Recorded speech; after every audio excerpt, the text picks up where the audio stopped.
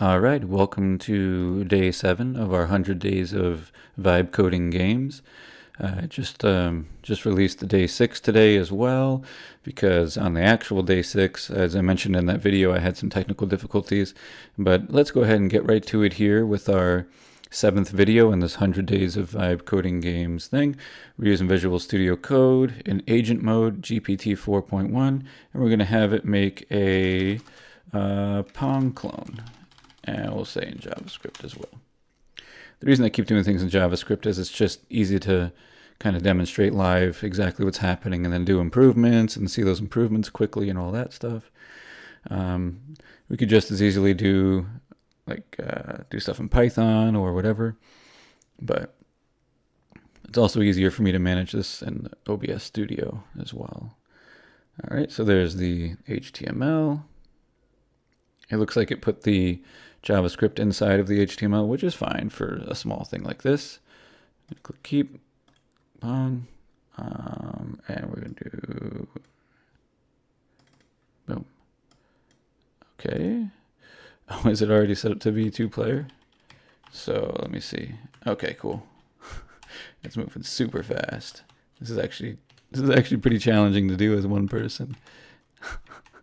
Oh man. Oh, that was funny. Is that going to be stuck there like that now? That's a little, well, actually, no. Yeah, it's stuck there now.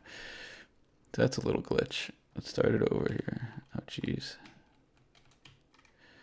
So right now it's set up for 2 players on 1 keyboard, and the right-hand player there is using the up and down arrows. The left-hand player is using W and S to control the... Oh, geez. Here we go again. Yeah, so it's working well. Let's make sure the score is actually working right. I wasn't even paying attention to that. Yeah, it is. Okay. All right, so... Okay, that was quick, easy. I'm just going to tell it, make some improvements. I'm not even going to ask it what sort of improvements it should make, and I'm not going to tell it specifically what I want it to do. I'm just telling it to do this. So it's going to add a start screen and restart screen, win condition, sound effects, oh boy, and you guys actually aren't going to be able to hear the sound effects this time based off of how I think set up in OBS Studio, I think. But anyways, maybe you will, but I don't think so. Not sure if it's halted here or if it's just processing. Give it a few minutes here. Actually, I can turn up my speakers so that you'll be able to hear the sounds when it happens.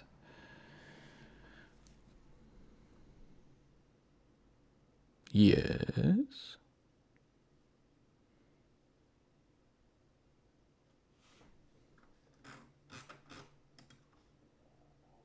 Yeah, so it's working. It's just either not updating here.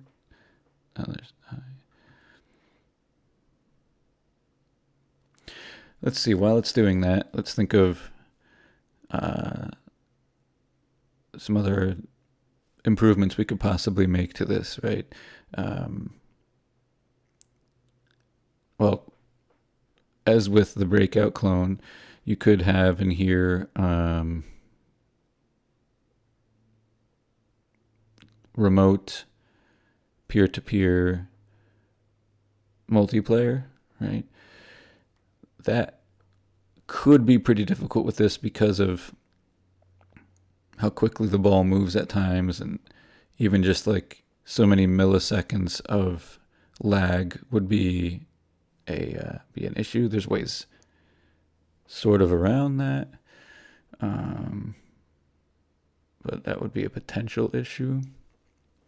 But anyways, that's a improvement we could make. Actually very tempted to try and do that. Probably not in this video, but in a separate video. There we go.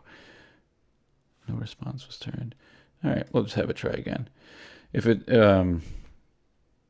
runs into this issue again, then we're going to switch to a different coding agent, see how it goes. So, as I was mentioning, you could do multiplayer remotely. We could do, we could add color, right? Make it more pretty.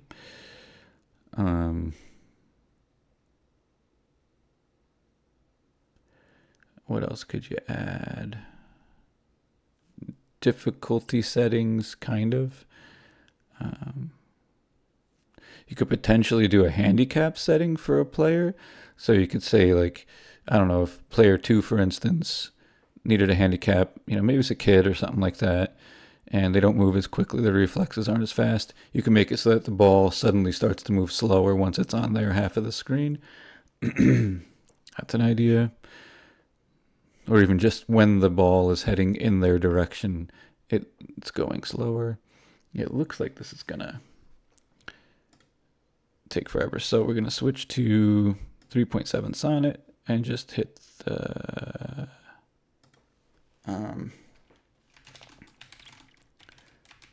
give it that prompt again. See what happens. Yeah, it's all oops, geez, all the similar kind of stuff. Maybe it's running into an issue because I'm using it, but it shouldn't. That shouldn't be a problem. But I'll close it anyways. Yeah, that was it. Windows was probably behind the scenes giving it a problem because the file was in use, so it couldn't edit it.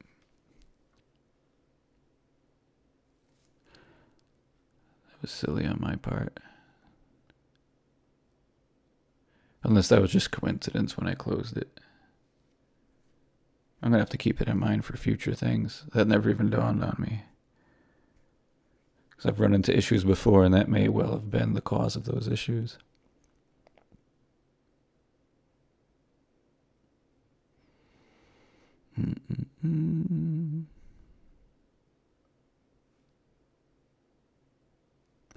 I hope I'm not having these internet issues again. I'll be so annoyed. Everything looks fine.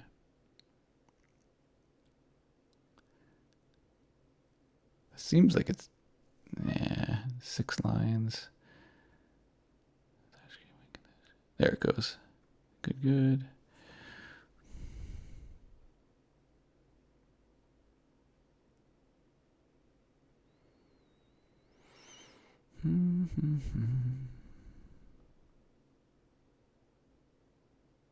Surprised it's taking it this long. While it's doing that, we'll go ahead and look over here. See, I got day 6 is currently uploading. And, I'll edit the title and all that stuff and the thumbnail and all that after I'm finished with this video. I like to use Canva for thumbnail creation.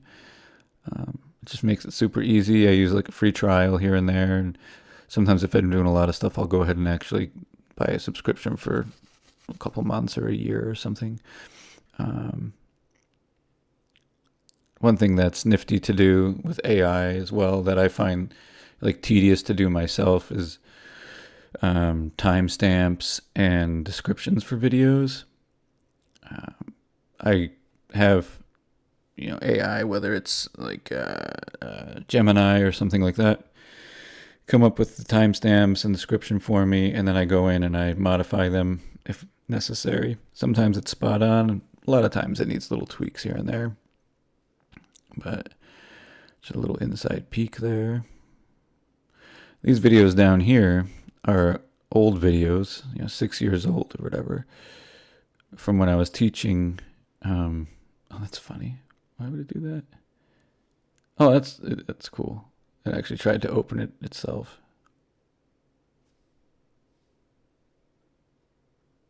It tried to open it itself, but it didn't give the full path to the game. That's okay. So let's do this again here. We're gonna click keep because I'm sure it works fine. We're gonna go over here. No. I should just set up live server or something, but kind of being lazy. All right, cool. So there's a title screen. So it's waiting for us to play. I'm gonna hit space. All right, cool. Oh. All right. sound effects are meh.